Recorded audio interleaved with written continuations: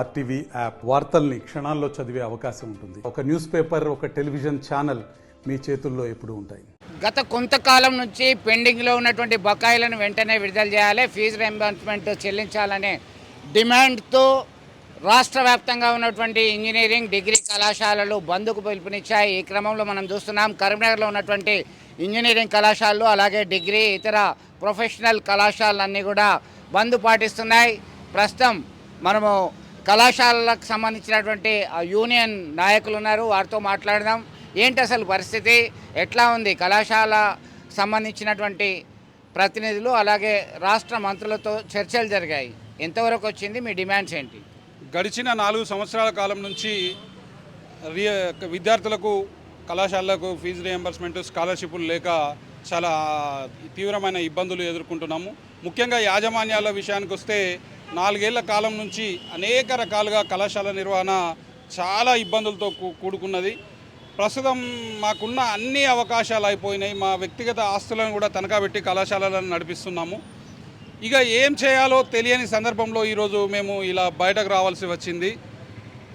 మా కోసం తెచ్చుకున్న మా ప్రజాప్రభుత్వం, గత ప్రభుత్వం ఎలాగో పట్టించుకోలేదు ఈ వ్యవస్థను, మా కోసం తెచ్చుకున్న మా ప్రజాప్రభుత్వం అన్న కరుణిస్తుంది అనే ఆశ ఉండే, వాళ్ళు ఖచ్చితంగా రీయింబర్స్మెంట్ ఇస్తారనే నమ్మకం కూడా మాకు ఉండే. కానీ ఈ ప్రభుత్వం కూడా ఇలాగే దాట వేసే ధోరణి ఉంటే ఇంకా తీవ్రమైన ఇబ్బందులు ఎదుర్కోబోతున్నాము. రానున్న రోజుల్లో వచ్చే దసరా పండుగకి మా సిబ్బంది మేము ఎలా పండుగ జరుపుకోవాలో కూడా చాలా ఆలోచిస్తేనే బాధ కలుగుతుంది. ఏమాత్రం కూడా ఇక మా దగ్గర అవకాశాలు లేవు. ఇంట్లో పిల్లలకు పైన ఉన్న బంగారం కూడా బ్యాంకుల్లో పెట్టుకొని కళాశాలలు నిర్వహిస్తున్నాము. ఆ విషయం మాకు ఆలోచిస్తేనే బాధ ఉంది. చిన్న చిన్న కళాశాలలు, చాలా గ్రామీణ ప్రాంతాల్లోని కళాశాలలు చాలా మూతమడిపోయినాయి. ఎవరో ఆర్థికంగా ఉన్నవారు హైదరాబాద్ లాంటి కళాశాలలు నడిపిస్తున్నాయి. కానీ మా లాంటి చిన్న కళాశాలలు, నిరుద్యోగులు ఏర్పాటు చేసుకున్న కళాశాలలు తీవ్ర ఇబ్బందుల్లో ఉన్నాయి. ప్రభుత్వం ఆలోచించి ఎప్పుడైతే ఈ మధ్యకాలంలో టోకెన్లు విడుదల చేసిందో, బడ్జెట్ శాంక్షన్ చేసి కనీసం ఆ టోకెన్లు విడుదల చేస్తే, ఆ బడ్జెట్ అన్న రిలీజ్ చేస్తే మేము ప్రశాంతంగా దసరా పండుగ జరుపుకునే అవకాశం ఉంటుంది. దయచేసి తెలంగాణ ప్రభుత్వం, తెలంగాణ ప్రజాప్రభుత్వము మా అందరి చిన్న కళాశాలల ముఖం చూసైనా కూడా స్కాలర్షిప్లు విడుదల చేయాలని మీ ద్వారా ప్రభుత్వాన్ని రిక్వెస్ట్ చేస్తున్నాను. బంగారం కుదువబెట్టి కళాశాలలో నిర్వహించామని చెప్పి ఆవేదన వ్యక్తం చేస్తున్నటువంటి పరిస్థితి తెలంగాణ రాష్ట్ర వ్యాప్తంగా ఇదే పరిస్థితి. ఇప్పటికే పలు విద్యార్థి సంఘాలకు సంబంధించినటువంటి ప్రతినిధులు, విద్యార్థి నాయకులు సైతం ఆందోళన చేపట్టారు. 8,500 కోట్ల రూపాయల బకాయిలు ఉన్నాయి. చాలామంది ఇంజనీరింగ్ కళాశాలలో సీటు పొందిన వాళ్ళు ఫీజు రీయింబర్స్మెంట్ వస్తుంది అని చెప్పి విశ్వాసంతో ఉండి అయిపోయిన తర్వాత ప్రైవేట్ ఉద్యోగాలు చేస్తున్నటువంటి క్రమంలో సర్టిఫికెట్లు అడిగితే గతంలో ఉన్నటువంటి బకాయి పూర్తిగా చెల్లిస్తేనే సర్టిఫికెట్లు ఇస్తామని చెప్పేసి ఇటు మేనేజ్మెంట్ చెప్పడము, డబ్బులు ఇవ్వలేక విద్యార్థులు సైతం ఆందోళన వ్యక్తం చేస్తున్నారు, ఇటు పేరెంట్స్ ఆందోళన వ్యక్తం చేస్తున్నారు. మరి ఫ్యాకల్టీ ఎట్లా ఉన్నదో పరిస్థితి చూద్దాం. ఎట్లా ఉన్నది? జీతాలు ఇస్తున్నారా? ప్రైవేట్ కాలేజీలో మీరు ఎంతకాలం నుంచి చేస్తున్నారు? ఏంటి పరిస్థితి? నేను కాలేజీ ప్రారంభం నుంచి చేస్తున్నాను సార్, కానీ గత 9 నెలల నుండి మాకు జీతాలు లేక చాలా సఫర్ అవుతున్నాం. మన తెలంగాణలోనే అతిపెద్ద పండుగ అయినటువంటి బతుకమ్మ, దసరా పండుగలు ముందు ఉన్నాయి. కాబట్టి వాటినైనా దృష్టిలో ఉంచుకొని అయ్యా ముఖ్యమంత్రి గారు ఆర్టీఎఫ్ను విడుదల చేసి మాలాంటి పేద బతుకులను ఆదుకోవాలని కోరుకుంటున్నాను.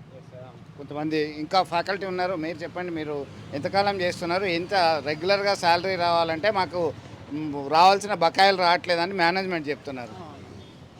కొట్లాడి తెచ్చుకున్నటువంటి తెలంగాణలో ఈ విద్యా వ్యవస్థ అనేది పూర్తిగా కుంటుపడిపోతుంది. ఇది ప్రైవేటీకరణ ఉన్నటువంటి ఈ విద్యా వ్యవస్థని పట్టించుకోవడం లేదు ఏ ప్రభుత్వం కూడా. అయితే ఈ తెలంగాణలో విద్యా వ్యవస్థ కుంటుపడిపోయింది. విద్యార్థులు ఏ విధంగా చదువుకోవాలి? కేజీ టు పీజీ అని మీరే తెచ్చారు ఫ్రీ వ్యవస్థ అనేది. మరి వాళ్ళు ఫీజు కట్టారు, ఇటు మాకు జీతాలు రావు. ఏ విధంగా మేము బ్రతకాలి? మా కుటుంబాన్ని మేము ఎలా సాగదీసుకోవాలి? అది కూడా మీరు కూడా ఆలోచన చేయాలి. ఏ ప్రభుత్వమైనా సరే, ఎవరు ఉన్నా సరే, ప్రభుత్వంలో ఎవరున్నా సరే, అధికారంలో ఎవరున్నా సరే, కొంచెమైనా అన్ని విషయాలలో అన్నీ ఆదుకోవాలి, అన్ని విషయాలలో ముందు ఉండాలి. మేము అది చేస్తున్నాం, ఇది చేస్తున్నాం కాదు. ముందు విద్యా వ్యవస్థని పట్టించుకోండి, విద్యార్థుల గురించి పట్టించుకోండి. సూసైడ్ చేసుకొని చచ్చిపోయే పరిస్థితులకు మేము వస్తున్నాం. ఎందుకు మేము ఇటువంటి గురువులం అయి ఉండి, చదువు నేర్పేటటువంటి గురువులము ఇంత హీనమైనటువంటి పరిస్థితికి ఎందుకు దిగజారాలి?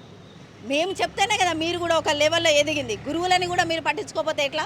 ఆ విద్యా వ్యవస్థను అనేది మీరు పట్టించుకోవాలి. మాకు ఫీజు ఎంబర్స్మెంట్స్ రిలీజ్ చేయాలి. మాకు జీతాలు అనేవి ఎన్ని రోజుల నుంచి ఎన్ని సంవత్సరాల నుంచి పెండింగ్ ఉన్నాయో పూర్తిగా మాకు చెల్లించాలని మేము కోరుకుంటున్నాం మీ ద్వారా. విద్యా వ్యవస్థలో రాష్ట్ర ప్రభుత్వాలు ఎన్నికల సమయంలో కావచ్చు, ఇతరత్ర పరిస్థితుల్లో సమయాల్లో అనేక హామీలు ఇచ్చారు. కేజీ టు పీజీ ఫ్రీ అన్నారు, ఉచిత విద్యను అందిస్తామన్నారు. అయితే ఎక్కడ మీ ఉచిత విద్య ఎటుపోయింది? మౌలిక సదుపాయాల్లో ప్రధానంగా వచ్చేది విద్యారంగ వ్యవస్థని మెరుగుపరచకుంటే, విద్యారంగ వ్యవస్థ కోసం మీరు డబ్బులు కేటాయించకపోతే ఇలానే ఉంటుంది. ప్రతిదీ ఒకదానికి ఒకటి లింక్ ఉంటుంది, ఒక చక్రభ్రమణం అని చెప్పుకోవచ్చు. దీంతో తీవ్రమైనటువంటి ఆందోళన, ఆగ్రహావేశాలు వ్యక్తమవుతున్నాయి. ఇటు డిగ్రీ అండ్ ఇంజనీరింగ్ కళాశాలకు సంబంధించినటువంటి మేనేజ్మెంట్ నిరవధిక బంద్ పాటించడానికి సిద్ధమైనటువంటి నేపథ్యంలో మరి ముందు ఎలాంటి ఉపద్రవం రాకుండా ఇప్పటికైనా చర్చలు జరిపి కొంత దశల వారీగా డబ్బులు విడుదల చేయాలని చెప్పేసి డిమాండ్ వీరి నుంచి వస్తున్నటువంటి పరిస్థితి మనం గమనించవచ్చు. వీడియో జర్నలిస్ట్ సుమంత్తో కలిసి చంద్రశేఖర్, RTV, కరీంనగర్ నుండి. మరిన్ని వీడియోస్ కోసం ఛానల్ ని సబ్స్క్రైబ్ చేయండి. లేటెస్ట్ అప్డేట్స్ కోసం వాట్సాప్ ఛానల్ ని ఫాలో చేయండి. అండ్ లింక్ డిస్క్రిప్షన్ లో ఉంది.